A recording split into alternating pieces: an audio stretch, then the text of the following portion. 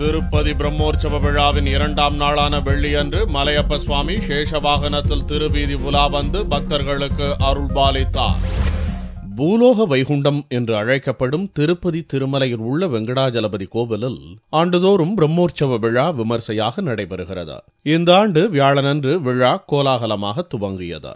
9 நாட்கள் தொடர்ந்து நடக்கும் பிரம்மோற்சவ விழாவில் மலையப்ப சுவாமி அன்றாடம் ஒவ்வொரு அலங்காரத்தில் எழுந்தருளி திருவீதி உலா வந்து பக்தர்களுக்கு காட்சியளிப்பார்.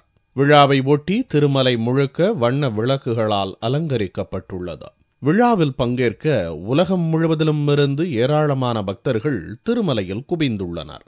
சுவாமி திருவீதி உலாவின் போது விஷ்ணுவின் 10 அவதாரங்கள் மற்றும் கருடன், ஹனுமன் வேடமணிந்து பக்தர்கள் நடனமாடினர்.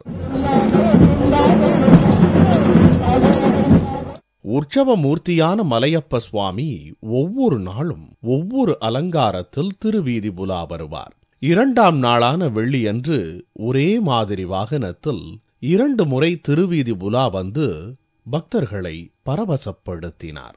முதல் நாளில் பெரிய சேஷ வாகனத்தில் ஸ்ரீதேவி பூதேவி தாயார் சமேதராய் திருவீதி உலா வந்தார். 2ஆம் நாளில் குழல் ஊதும் கண்ணன் அலங்காரத்தில் சின்ன சேஷ வாகனத்தில் வந்து பக்தர்களுக்கு காட்சியளித்தார்.